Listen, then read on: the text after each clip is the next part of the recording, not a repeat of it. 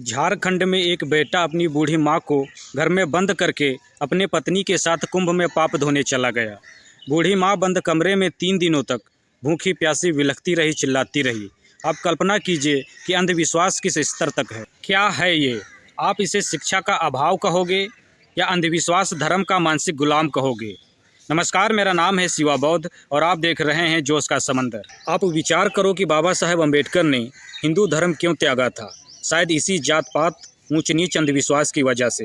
बाबा साहेब अम्बेडकर अच्छे से जानते थे कि हमारा समाज शिक्षित नहीं है और शायद इसीलिए बौद्ध धर्म को अपनाया। बौद्ध धर्म जो ज्ञानशील, प्रज्ञा और विज्ञान की बात करता है। अजीब है भारत और भारत की सभ्यता। यहाँ आपको हर प्रकार के लोग देखने को मिल जाएंगे। कुछ लोग ऐसे भी हैं जो अपने बूढ़े माता पिता को डोली में बैठाकर कुंभ स्नान करने के लिए ले जाते मिल जाएंगे।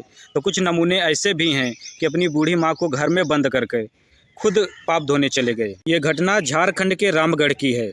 इस घटना से साफ जाहिर होता है कि भारत ज्ञान और शिक्षा के मामले में कितना पीछे है। आप स्वयं विचार कीजिए कि घर में बूढ़े माता पिता भूख से तड़प रहे हैं और बेटा कुंभ स्नान कर रहा है।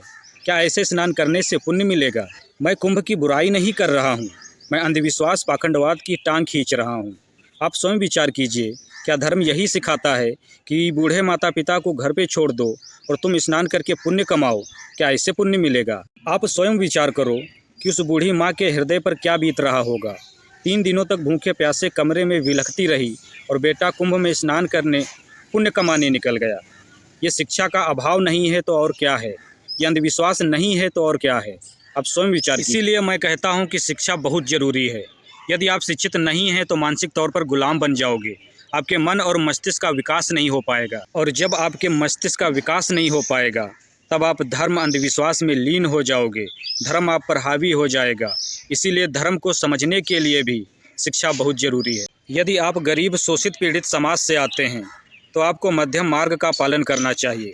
धर्म, अंधविश्वास, पाखंडवाद आप पर हावी नहीं होना चाहिए। बेहतर शिक्षा पाना और अपने परिवार को बेहतर शिक्षा देना आपकी प्रथम प्राथमिकता होनी चाहिए। सुरा शराब से आपको बचना चाहिए। अच्छे ढंग से आर्थिक तौर पर मजबूत होने का प्रयास करना चाहिए। अपने माता पिता और बुजुर्गों की सेवा करनी चाहिए। प्रकृति को सुंदर बनाने और उसको बचाने का प्रयास करना चाहिए। याद रखना, आपके कर्म ही आपको महान बनाएंगे।